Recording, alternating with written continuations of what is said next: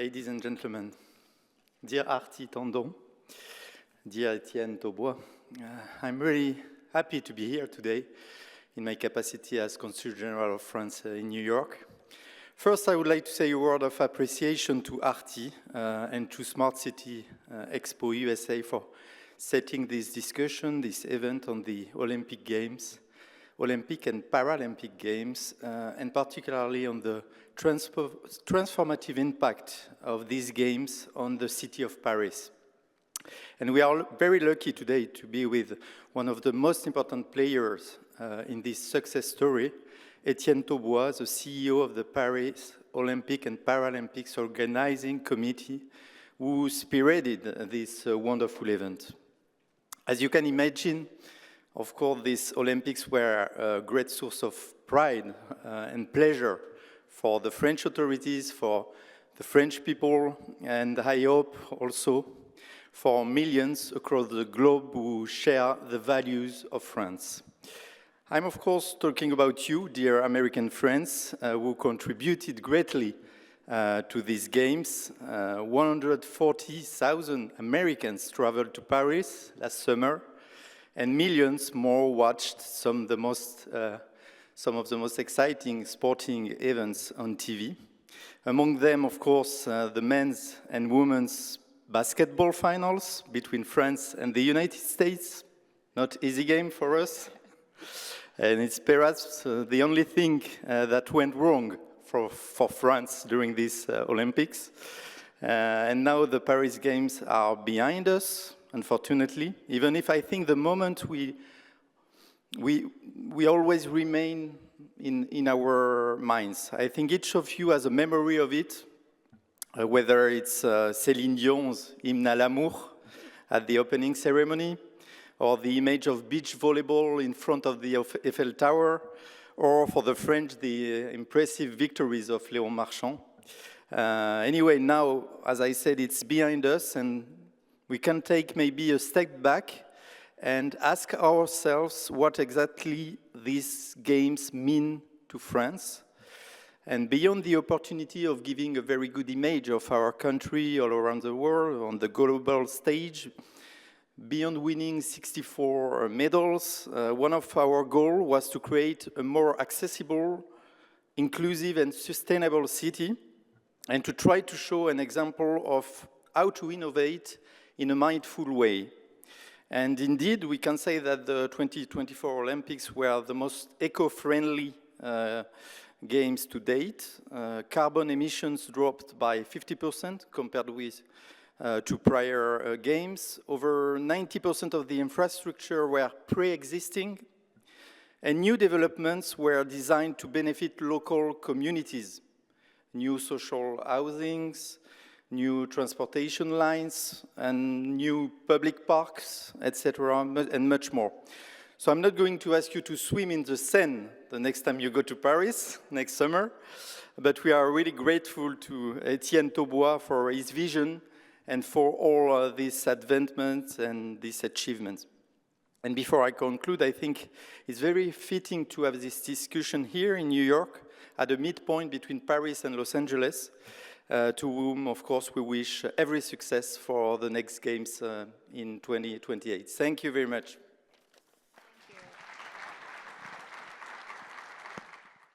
Okay, this is a fireside. So,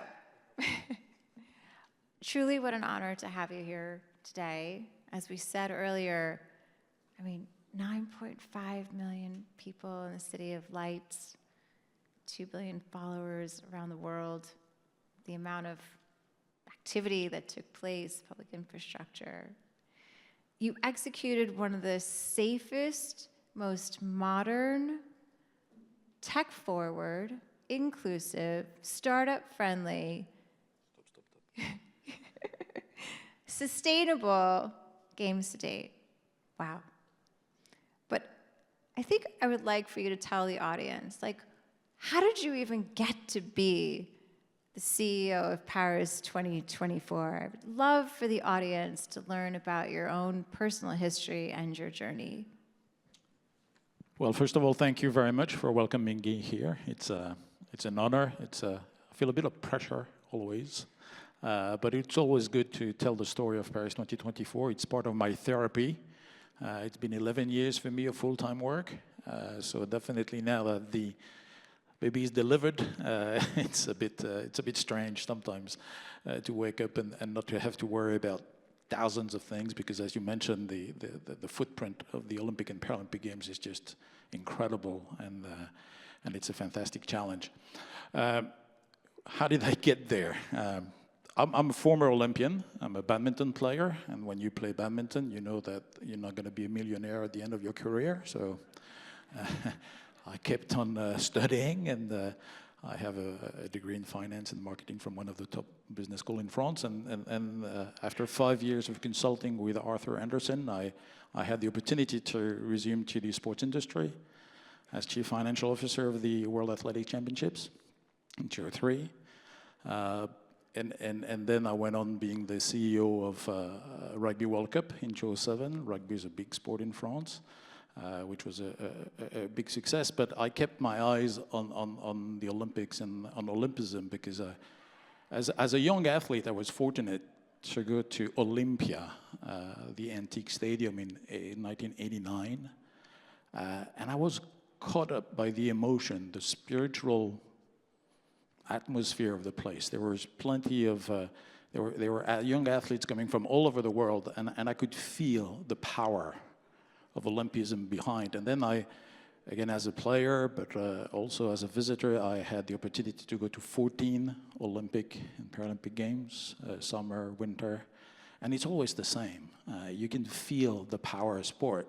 I'm a sport fanatic myself. The emotion, the feelings that you get through sport, this ability to carry on people, to carry passion, is just fantastic. And I've always believed deep inside that there was, Olympism, a better world through sport, is actually something that can drive societies. And that's also what we try to do with Paris 2024. So I really do believe in the power of sport. And through, my various experiences, I had the opportunity to the president of World Rugby, who was the president of the organizing committee in 2007, was leading the feasibility study for the national government and for the city of Paris, and he asked me to come along. And so that journey started, almost 11 years ago now. So, the Paris bid, you bid in 2015 and then won it in 2017. Now, the theme of our event is future-ready cities, but how do you, it feels like such a lifetime ago and in such a rapidly changing world, from technology to security to climate change, how do you future-proof a city? How do you design for 8 years out, especially at the acceleration of change that's taking place? And what were some of the goals that you wanted to hit, 8 years out? How did you have a vision for that? Well, I think the vision, and I got that slide. I like this picture. The vision is absolutely critical when you get into something like this, because obviously you got all the logistics, the organization to put forward, but it's such a big thing that you need to ask yourself, why is it we do that? What is it that we want to get out of these games? And these games will be what you want them to be. Of course, you need to deliver sport events, but you really need to think long and hard, what is it that you're going to be doing with these games? And you need to bring around the table all the delivery partners, public, private, that's going to be part of it, because, again, you know that you are going to use an incredible amount of resources, and they need to share a common goal, and that's the vision. And we thought long and hard on what we wanted to do with these games. How are we going to make our little place in history, in the history of the games, but also in the history of the city? For us, it was 100 years since we welcomed the games in 1924. So we thought long and hard. We got 6 months of meetings and things around. And for us, there were a few things that came out. The first thing, part of the vision, was that it was about sport. and we would use sport as a leverage to make some statement. The second thing was that we needed to be ambitious. If we wanted to leave a mark in history, we really needed to be ambitious and to reveal the athletes that were, within us. So to show the best of France, to show the best of our people, we wanted to be able to share with as many people as possible, to engage, and that was the promise. We were obsessed with the idea that if you wanted to get involved with the games, there was a possibility. So, of course, you get the ticketing. You mentioned the 9.5 million tickets that we sold, which is a record. Actually, it's an Olympic record. We broke it from Atlanta. We're very proud of it, and we cherish it because we know Los Angeles is going to break it again. So we're happy to hold it for 3 years. But definitely, the ticketing, the volunteer program, 45,000 volunteers. There is ways to connect. Then the companies, the SMEs, we had 4,700 suppliers, and 80% of them were coming from small, medium enterprise. We wanted them to be able to connect. Then we also wanted to give opportunities, and we've had a lot of innovations throughout our program so that people can be part of that something special, that ambition, that common ambition. And to do that, we needed to be kind of revolutionary. We needed to think out of the box, because we also wanted our game to be responsible. We wanted our games to be in lines, in tunes with our times. And for that, we needed to be innovative, we needed to be creative. So that was the whole part of the vision that we decided that we would be delivering on 3 main pillars. The first one, to make the vision real, and in vision you got visual, we wanted our games to be spectacular. We wanted to have venues that would be incredibly spectacular. Of course, we were looking for legacy and the concept of operations. We wanted to give to the athletes the best possible stage for them to perform, and the world to be completely, stunned with some of those images. And we had a concept of operations where we had legacy targeted to the northern part of Paris, which is the poorest part. That's where we built the village. That's where we built the aquatic center. But other than that, and as the council said, we use existing or temporary venues. And our temporary venues, we put them at the heart of the city. We put them where we could leverage on that fantastic architectural and cultural legacy of Paris. Here you see the opening ceremony on the Seine River, where basically the theater scene was 6 kilometers long of French history through the main buildings, Notre Dame, le Louvre, etc. And that was a fantastic, spectacular opening. Some of the venues. Here you see the Grand Palais. The Grand Palais, who was built for the Expo in 1900. Fantastic venue to host here fencing, and we had also taekwondo and para fencing. An incredible venue where you mixed culture, history, and sport. We also had in the heart of the city the triathlon. Here you see the arrival of the triathlon on the Pont Alexandre III, which meant that we actually used the river to swim into it. I swam into the river. I feel great. It's a fantastic. It's the biggest and nicest swimming pool in the world. I only invite you to come and swim in the river, and that's a great legacy. But here you see des Invalides on the back, where we had archery, and for the marathon, they swam in the river. Then they were able to cycle the Champs-Élysées and the center of Paris, and to come here for the arrival in running. The consul mentioned the Eiffel Tower. Here you see that's the Paralympic blind football tournament. It was the beach volleyball during the Olympics. A fantastic venue. So we had spectacular games up to the end. This is the opening ceremony of the Paralympic Games, Place de la Concorde, where we also had the urban sport. Again, tradition and modernity together, and the way we use the urban domain to make incredible images was absolutely key. So spectacular games were the first pillar. The second one was about responsibility. So again, the games are not immune to what's happening out there. So we had to tackle, to be relevant, to be aligned with what the people wanted. We had to tackle some of the issues, obviously financial issues, and we balanced the budget. We even got a little surplus, so that was tick.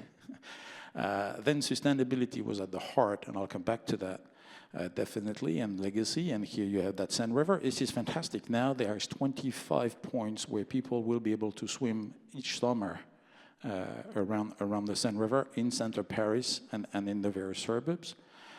So definitely these was key. We also addressed some of the issues that we have in sport, but which are also true in the outside world with respect to gender equality. So the first time we had as many athletes, men and women, in the Olympics, but we also had the same number of volunteers, men and women. In the staff, we were 52-48 in favor of women. For the bibs, for the marathon for all, another Paris 2024 innovation, we had as many runners, men and women. So it was important that we tackled that area. And sustainability, as I said, was at the heart, again, of everything we did. And here's a symbol that is quite important. And I'll come back with the symbols, because they're very important once you want to make a statement. But here, that flame on the cauldron is actually not a flame. It's water. It's mist that is lit with lead. So with this, through our partner, we were able to tell the world how committed we were with respect to the carbon footprint. And the use of symbol was absolutely key. So we wanted our games to be responsible, and also with respect to people with disability, take the opportunity with the Paralympic Games. So these 4 big things, finance, obviously, sustainability, accessibility, and gender equality, was things that we tried to disseminate throughout the whole organization and get people engaged and involved. And that's the last point, engagement.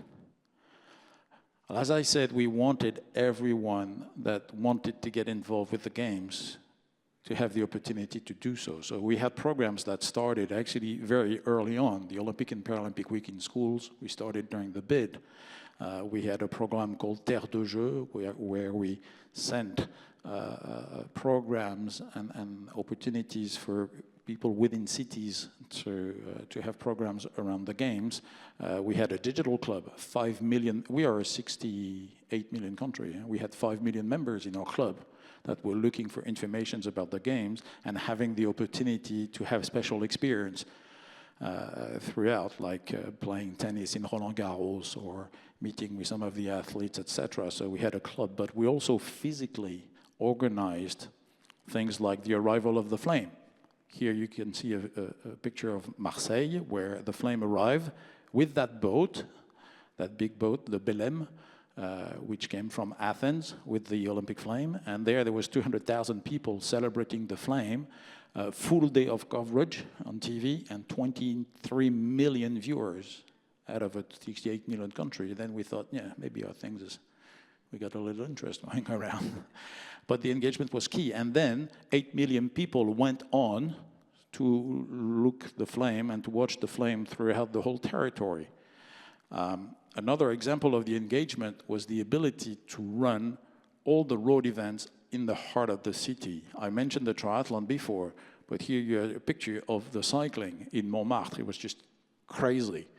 It's more than 2 million people that had the opportunity to watch for free Olympic events. Cycling, triathlon, marathon, walk. We did that in the heart of the city. Not that easy for the security. We had a few discussions with the Préfet de Police, but definitely it was a fantastic way of engaging people. The Marathon for All, that's another innovation from Paris 2024.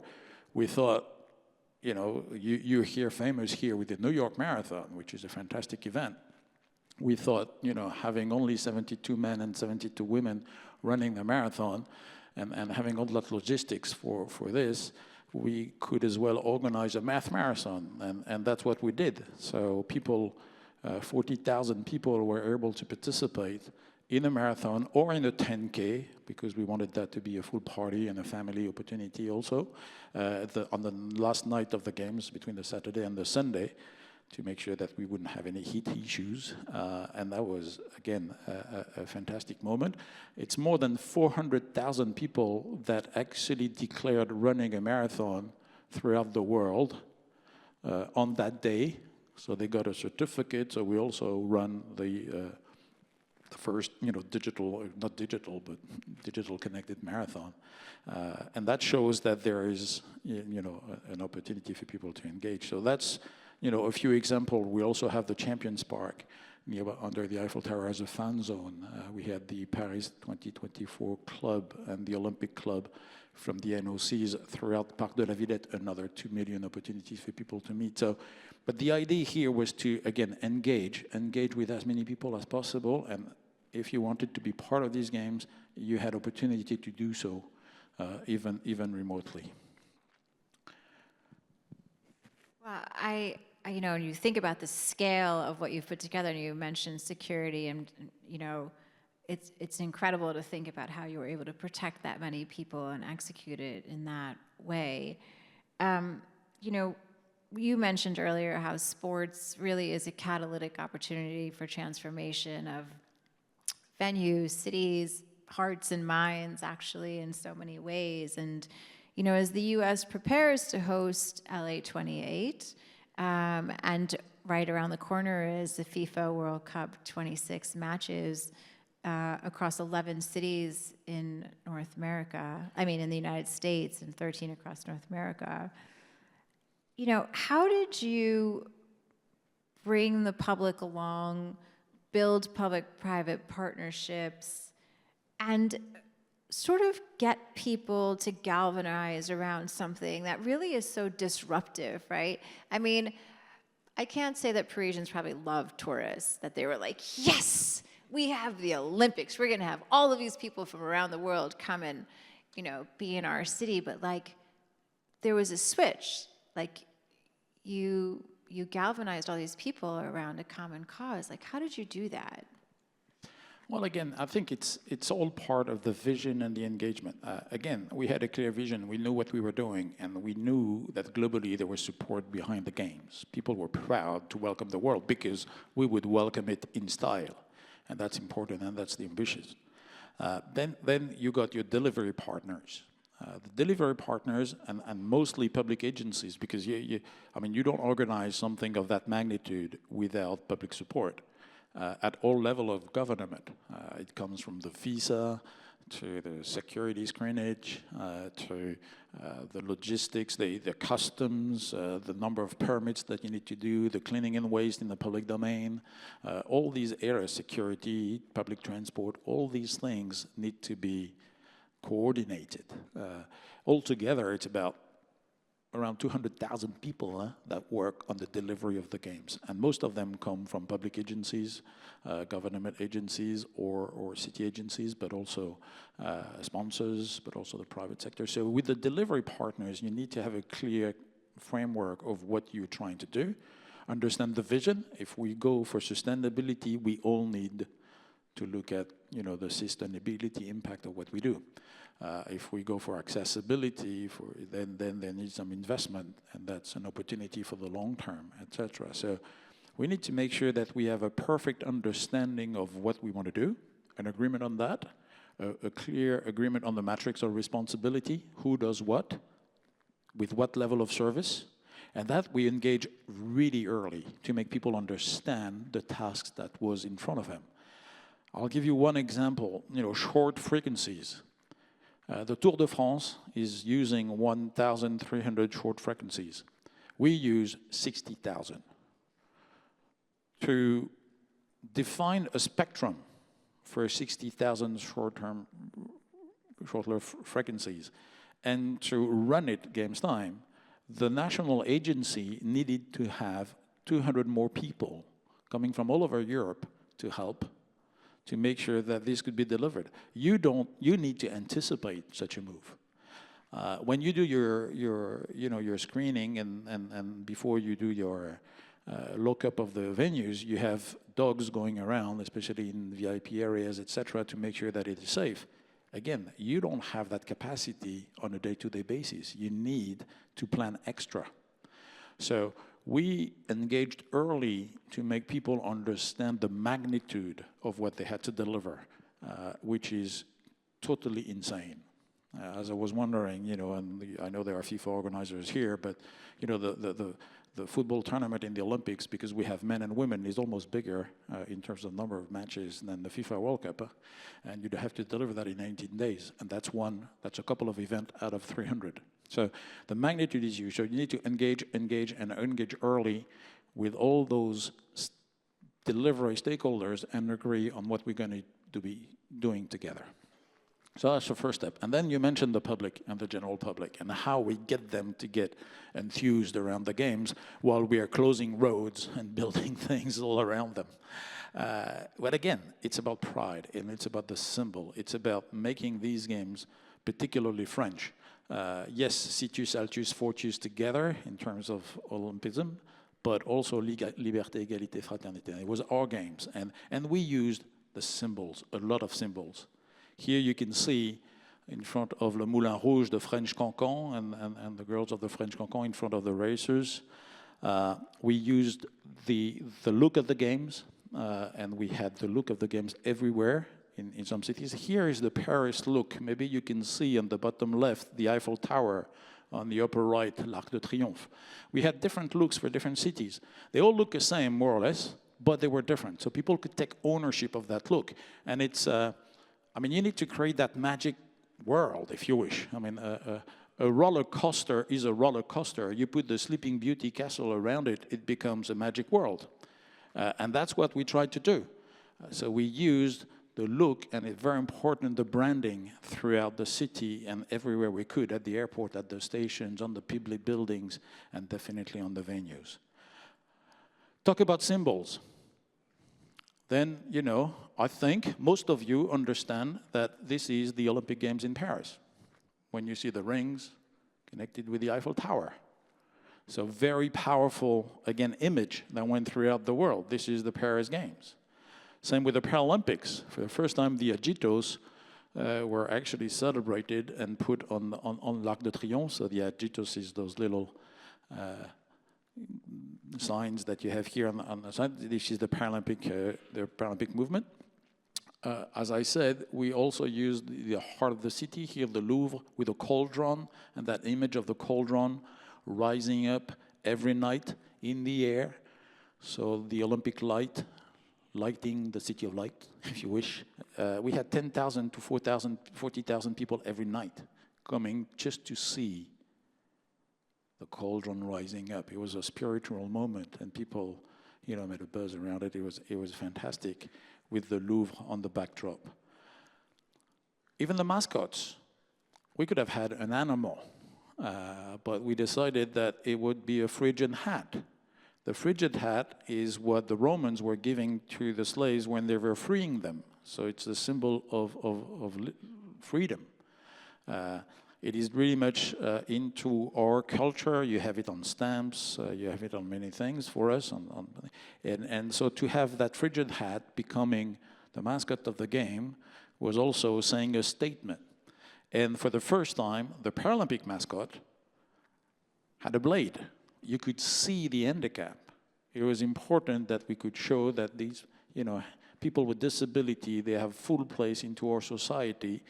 And they were completely displayed. And actually, the Paralympic mascots sold better than the Olympic one, which is interesting.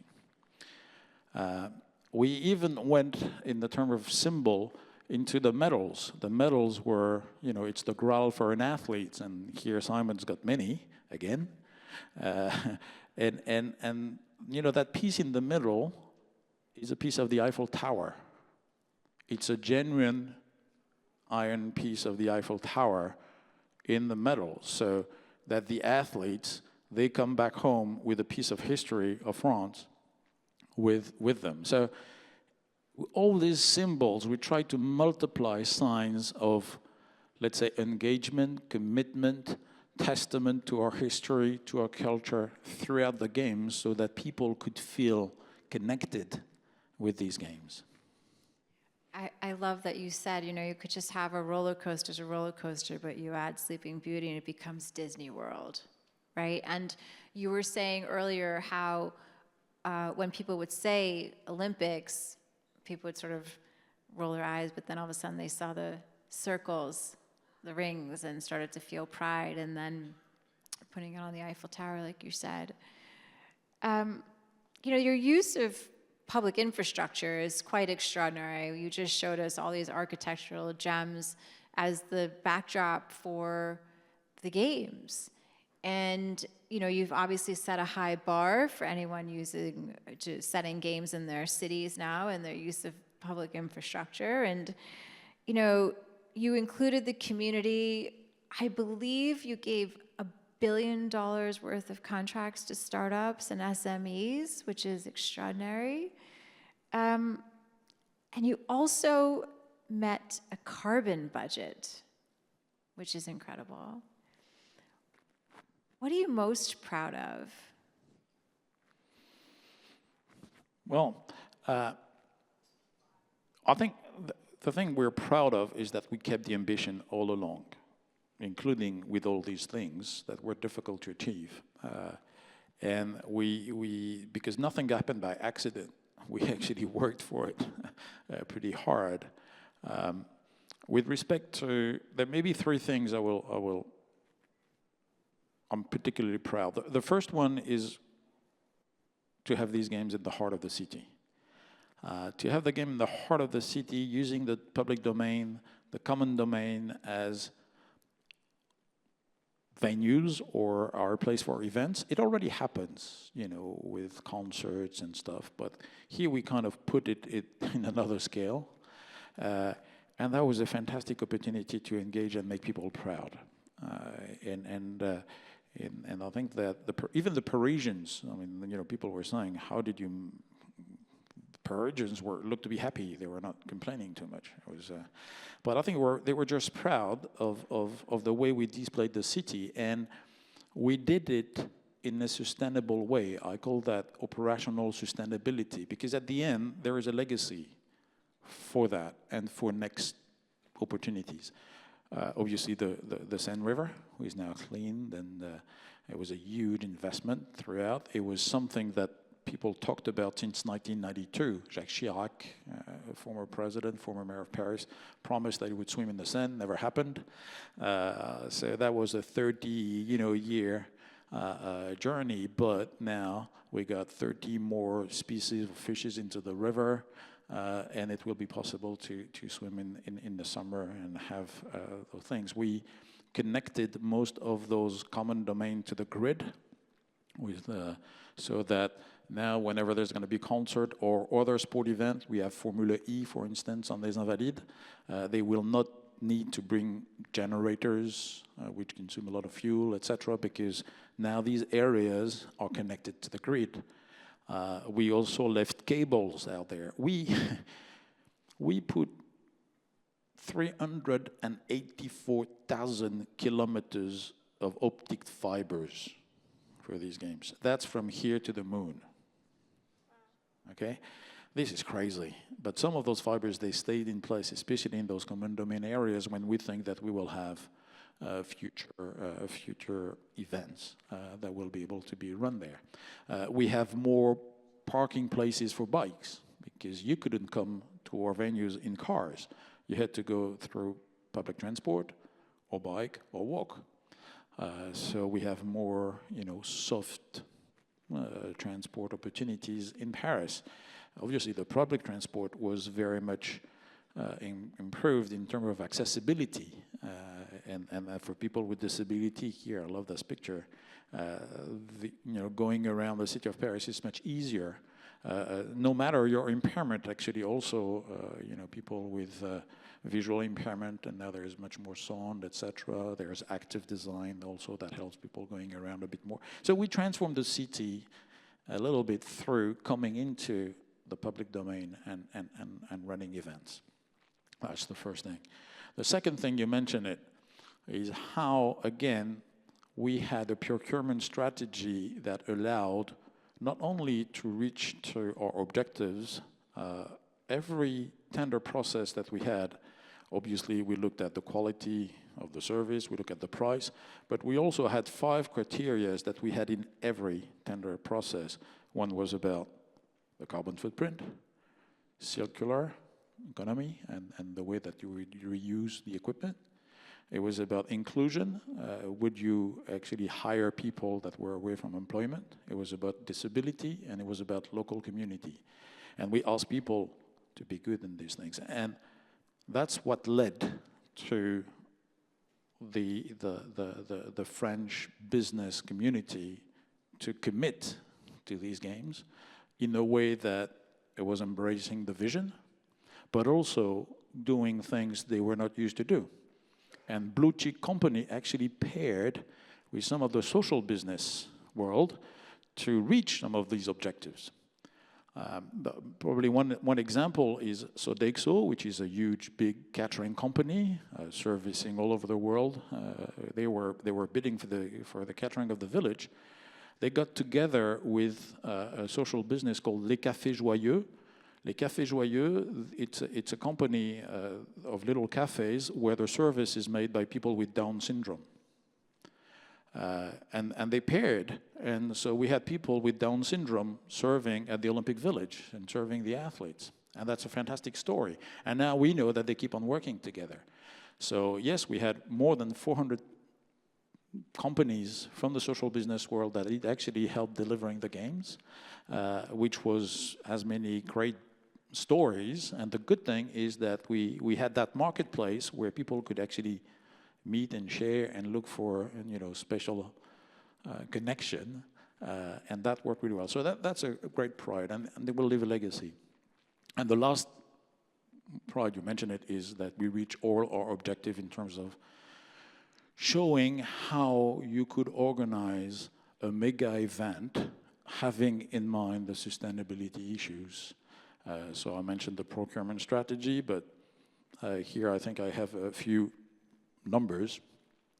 We tried to use every levers we could use, whether it was on the carbon footprint, and you mentioned we divided it by half compared to private games, but to biodiversity, to circular economy, to resilience, on every FA, and actually we gave our directors a budget, as you mentioned. So you had a dollar budget, you had a HR budget, if you wish, and you got a carbon budget. We had an objective of 1.58 million tons to spend. We actually did 1.59.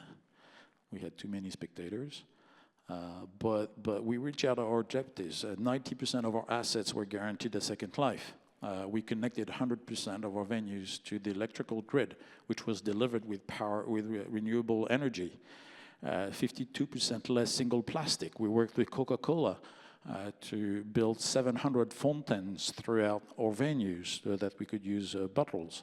The waste reduction, we redistributed the equivalent of 600,000 meals to NGOs from the village to make sure that we would reduce the waste. So all these things, we were some kind of a testimony that you can do better when you organize major events on the sustainability front, because it's part of the acceptance of the people.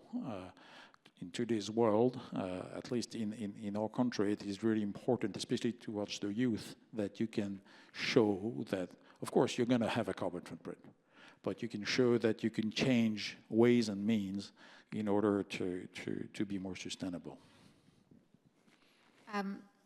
Étienne, before we talk about LA, I'm going to go off script for a second because I'm going to throw a curveball at you. We didn't talk about the fact that Notre Dame burned during this time. We didn't talk about the fact that Notre Dame, when we were having our discussion, had burned during this time. How did that impact, because we think about going towards LA, how did that impact your work? Well, in a project like that, because of the length, I mentioned I was involved 11 years ago. You got 7 years to deliver. You got 9 years with the bid. Things are going to happen. We had the terrorist attack on the Bataclan during the bid. And the interesting thing was that people were even more eager to welcome the games. We wanted to show that, the universality, the mix of culture, the message that is sent by the Olympic and Paralympic Games was very important, and to show the resilience that we would not back up. There was the war. Lately, you've had Notre Dame, and there was, for French people, it was a piece of history. It was a symbol that was going down. And the objective of reconstructing Notre Dame by the end of 24 was part of, the ability to show resilience. And we connected, actually, with the Notre Dame people as I don't know if you know, but during the athletic competition, if a world record was broken, or if they were banging a bell throughout the stadium, that bell is now in Notre Dame as a donation that we did for Paris 2024. So these, once you get into that journey, you know that things are going to happen, and you need to adapt and adapt again. And that's where, strangely enough, planning is the most important thing. And we say failing to plan is planning to fail, but you also need to adapt because nothing happens as planned. And these definitely was an emotional event, and kind of contributed to the effort, that the resilience effort, and definitely that makes a common point with what's happening in LA, where the Angelinos, I'm sure, will be able to use the Olympics as a way to say to the world, not only their passion for sport, but who they are as a community. And again, symbols are very important. Now, speaking of LA, you have clearly set the gold standard, no pun intended, for the Olympic Games, and are now a consultant to LA 28 and to Brisbane as well. And I know you're taking these learnings forward. I see Mayor Bass was there with you. Tell us a little bit about that. Well, I think, we're looking forward for these games. Again, I mean, I said I was to 14 different games, and they're all special. And every one of them wants to leave a trace in the big masterpiece of the Olympics, and write a new chapter. And LA doesn't have the Eiffel Tower, but they have Hollywood. And you need to capture the imagination of people on your strength, definitely. And Sydney will be forever the friendly games in the 2000. London 2012, they inspire a generation. I think everybody will remember the opening ceremony of Beijing and the fantastic images they sent to the world. Paris, hopefully, will be remembered as the games wide open. And at the heart of the city. And I'm sure that LA will create its own story, its own DNA, and I'm really looking forward to these games where LA 28 was next. I think that we have some words from LA. I'm Mayor Karen Bass, and I'm so glad to welcome you to Smart City Expo. I want to thank all of the innovators, civic leaders, and technology pioneers who have come together today to help reimagine the future of American cities. Smart city technology shouldn't only be about efficiency. It must also be about sustainability and creating connections that enhance the human experience in our neighborhoods, towns, and cities. Major events such as All-Star Games, Super Bowls, the World Cup, and yes, the Olympics and Paralympic Games are opportunities for us to both create those connections and catalyze the lasting changes our communities need. The Paris Olympics and Paralympic Games showed us how a vibrant, world-renowned city can embrace cutting-edge technology while shining a spotlight on its unique heritage.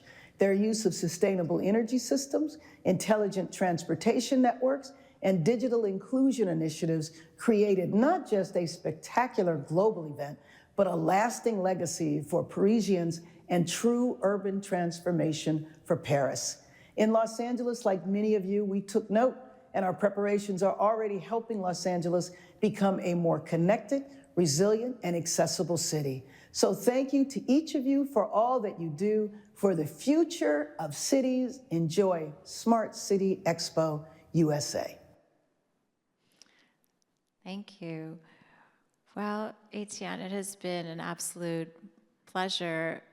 Do you mind some questions, maybe, if anyone? I know we're not supposed to be asking questions, but go ahead, please. I don't know if we have a mic, so we can pass one. I have a question. So, at the opening ceremonies, I watched them on TV, and it was amazing. And it was not just a downpour, but it was a torrential downpour. And I'm wondering, first of all, how did they continue to do all those things while it was raining, like so crazily? And what went through your mind when it started to pour? So, you know, I can only imagine. Because there might be children in the room, I will not say what went exactly in my mind on that day. 2.78% of chance of rain on the 26th of July in Paris. And if it's raining, never went more than 12 minutes. We made a history. 8 hours before, there was no rain. Then 6 hours before, the meteorological guys, maybe we have a little chance of a shower. And then 4 hours, we got into crisis mode because we knew it would be raining. It was not raining 30 miles up, and was not raining 30 miles west, east, or south. It was right there. It stayed for 4 hours, started 5 minutes before, finished 7 minutes after. Incredible. And it rained at the closing of the Paralympics too, so the circle was... well, we went, the thing is, we had contingency plan for about everything, more than 260 contingency plan discussed with government agencies, people, etc., on security, and we had trained a lot. We had tabletop exercise, we had 7 big simulation games in preparation, so we got to use the system. We actually started 3 days before because I don't know if you remember, there was a CrowdStrike incident 3 days before that security thing from Microsoft that went rogue. So we had 38 planes in the air with people, accredited people that never landed. Then on the morning of the ceremony, we had some terrorist attack on the northern part of France on the train system. So, we were ready in a way. What happened is we just adapted. What you saw was not what was planned. 25% of the production was supposed to be done by drones. They couldn't fly. So everything was done from the ground. If you remember the horse thing, it went from 6 minutes something. Everybody thought it was a bit long to see that horse. But originally, all the public buildings in Paris were in the dark. And when the horse moved on the Seine River, everything was lighting up. So that was supposed to be seen from the drone, obviously. Never happened. When you saw that dancer on the roof, that unique dancer out there, there were 200 normally in the vicinity of the fire room. So they couldn't go out there. It was too dangerous. So they couldn't go. The dress of the singer of the top of the Grand Palais, nobody was supposed to be a much longer dress that would fly out. We had to cut it because of the wind and the rain. It was too dangerous for her to perform otherwise. And somebody mentioned Céline Dion. She decided that she would sing. She decided that she would go, despite the rain, and that pushed everybody to go. So you need to be ready to adapt. We went into crisis management mode. If you see images of the backdrop of the command center of the opening, you will see that the Minister of Interior is there. It was not planned to be there, but definitely the highest level of authorities connected and went to manage the situation as it goes. And we delivered. And we delivered smoothly. People got people got wet, but they stayed, which is incredible. They stayed, and I can say now it's part of the Paris 2024 history. But training is the key, definitely. I think we have a question over there. Could you discuss some of the smart city technology you might have used? For example, computer vision, types of sensors you utilized throughout the city, especially computer vision. Well, that's a tough one for me, as I'm not a technology expert, but I'll try to still answer your question. First of all, and I know it's a bit of a disappointment, but you don't use the latest technology during the Olympic Games.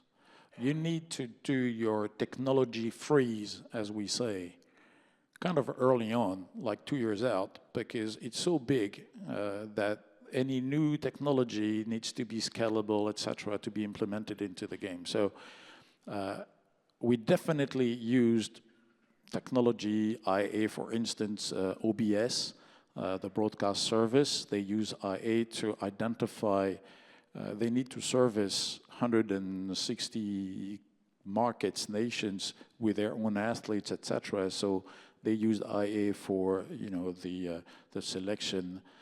We used a lot of data management, a lot of, you mentioned captures. We used a lot in order to understand the behavior of our client groups, areas like transport, so we could adapt the resources almost on a real-time basis, understanding the number of people that were traveling in our buses to adapt the buses' schedule, the buses' routes,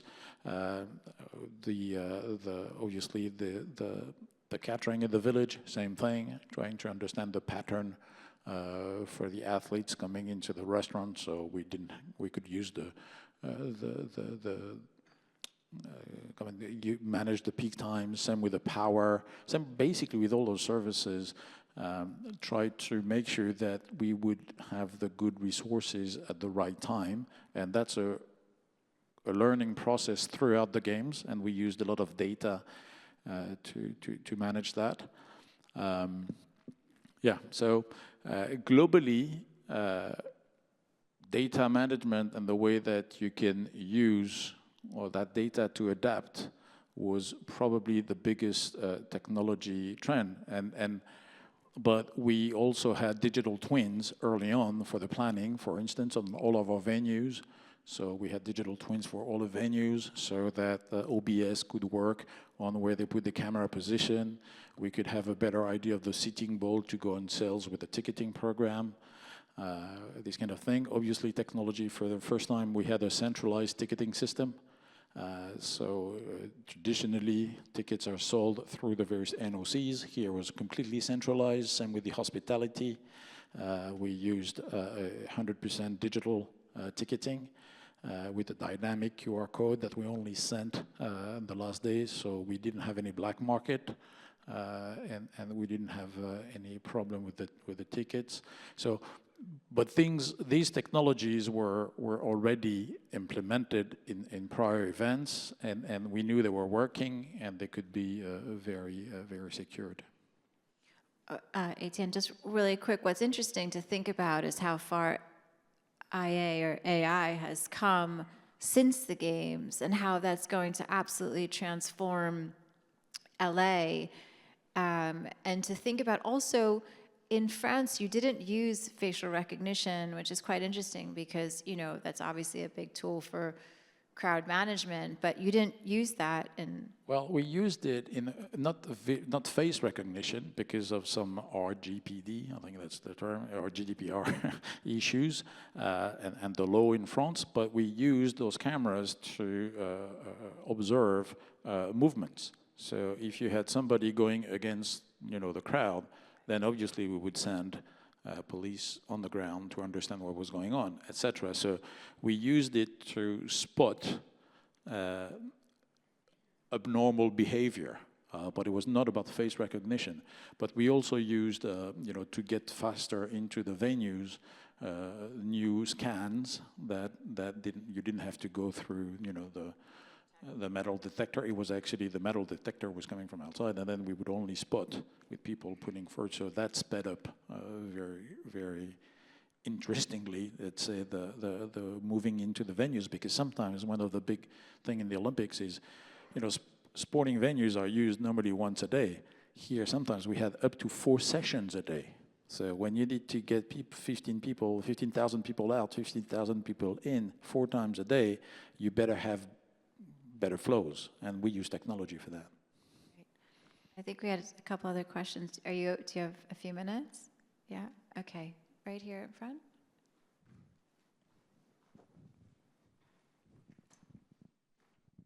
Hi, Etienne. Fernando with the New York City Economic Development Corporation. I was fortunate to go to Paris 2024, and one of the things that I loved the most was the Parc de la Villette and how it was transformed essentially into a World's Fair within the Olympics. What inspired that, and how important is that to the legacy and the success of Paris 2024 and for Olympics in the future? Well, for the one who don't know the Parc de la Villette is a science park, a science and cultural park in the northern part of Paris, and we had the Club France there. Most of the NOCs, the National Olympic Committees, they have, let's say, venues to party with the spectators of the country, to welcome the athletes of that particular country, sometimes with media operations. And in that park, there were more than 20 different NOCs that set up their NOC house. So it was kind of a, let's say, international common park where people that didn't have a ticket or that were coming from a venue would actually gather to watch the games on the giant screen, but also be able to connect with, a lot of experience. And there was 2 million people altogether that came to that. I must admit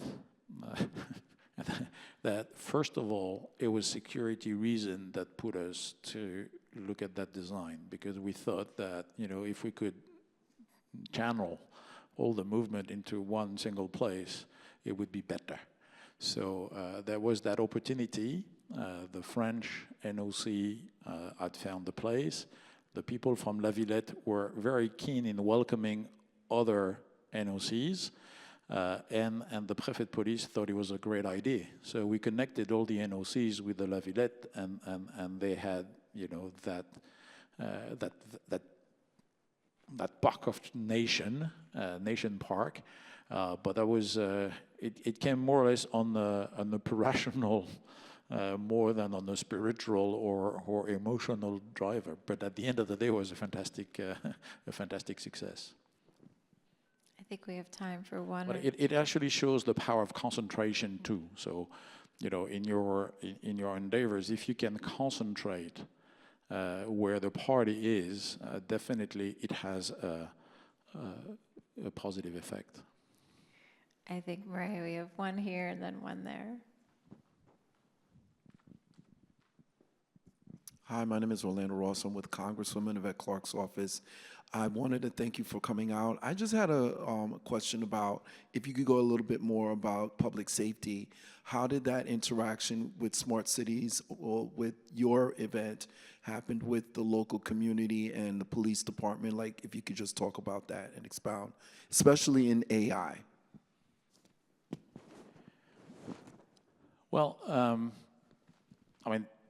when you organize that kind of event, public transport and public securities are really on the top of your agenda, and you need to work with the public authority. And we started to work very early with the Préfet de Police to understand the implication of running the games in the center of Paris, to identify all the necessary road closure, circulation, everything that would impact actually the normal operation of the city.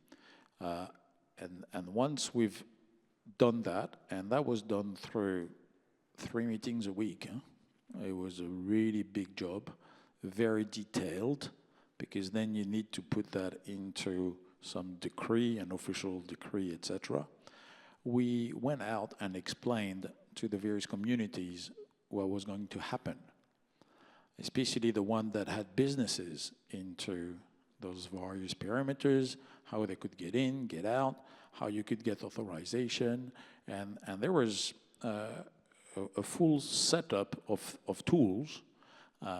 Obviously, there was a website that was built together with the transport authorities to understand that. There was a database that was a single source of truth that were able to be sent to, you know, the Waze and the various apps that gives information to the public. And there were public meetings where we could explain how you could get a pass, an accreditation, etc., in order to enter some of these closed perimeters. While we have various perimeters, very secured ones and circulation ones. The Préfet de Police himself did more than 20 public meetings throughout around February of 2024 to start inform the various stakeholders. We take in logistics decree, if you wish, to allow people to get what they needed at special hours of the day, etc., etc. So it was a mix of communication, big communication engagement, and then a set of tools that allowed people. There were 400,000 accreditation that were distributed to people in order to be able to disrupt as little as possible the various businesses throughout. And at the end of the day, it worked really well because people knew what was happening and they could anticipate, and it went well. I think we have one last question, and we're going to have to wrap it up. Thank you. Good morning. Jorge Lima with Stand Together, and appreciate the incredible conversation. And particularly congratulations on adding such a wonderful chapter to the history of the Olympic Games. I wonder if, aside from the Games itself, you've hinted at the idea of legacy and that the Games are actually a catalyst for a much more long-lasting impact. How did you incorporate that thinking into the planning so that folks were not just looking at the execution of the Games themselves, but that the idea of it being a catalyst for something longer was part of the planning and execution? And are there any initiatives in play right now in Paris that you would highlight that are actually leveraging what was built from the Games for something much more longer lasting? Well, there are many. I mean, I could, again, swimming in the Seine is the most obvious one, but one of the biggest legacy, actually, today, the minister, I was cut too long. I spoke too long. The Minister of Sport in France is the executive director of Legacy of Paris 2024. So that in itself shows how the thing is important. But we talked about, you know, the Olympic and Paralympic Week in school. Right now, today, as we speak, the Minister of Sport and Tony Estanguet, the President of Paris 2024, are visiting a school because the Olympic and Paralympic Week in school continues. There is a lot of programs that we initiated through an endowment fund that we put $50 million aside, euros aside, from the start to help into sports initiation program, sport education program, fan zone, etc. And these programs, we made sure that we had sponsors that could last overlast or go behind us. So the National Olympic Committee took some of those programs. The National Sport Agency took some others. Some of the cities were connected, and Paris is implementing some of the programs that we initiated together as we speak. So there is a lot of, especially on the legacy part, there's a lot of things that were initiated by Paris 2024, but we made sure that the content, that the tools would be used later on as people took ownership of them. and that was really important. I would say, though, just to end, I think you should share with everyone the economic development that was driven to Paris. It was approximately... Well, around 9 billion, that's what we measured. When you look at the various economic impact, first of all, I mentioned it's about 200,000 people that helped you deliver the game. So the budget of the organizing committee itself is 4.5 billion.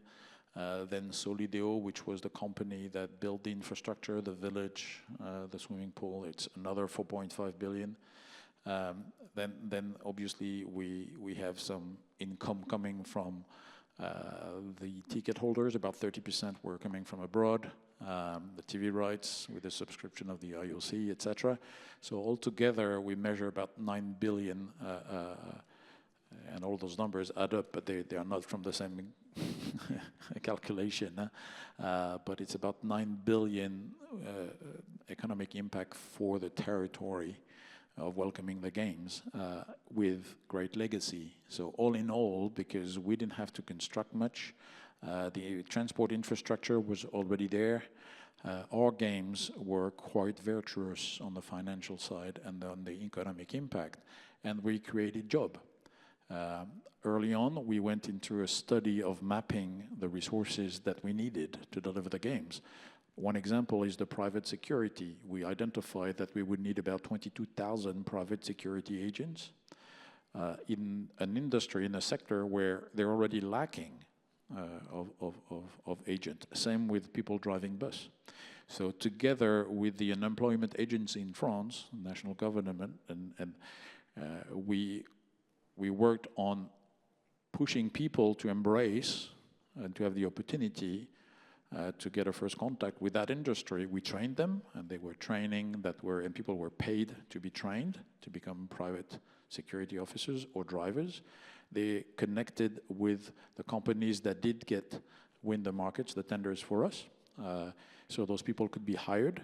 And now we know, and that's another legacy, that 12,000 of those people who actually joined for the games, they found a long-time employment.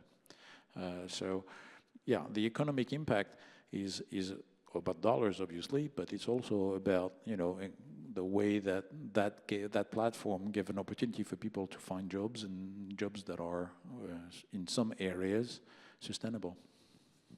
Well, thank you so much, Étienne, for joining us this morning. Let's give Étienne a big round of applause.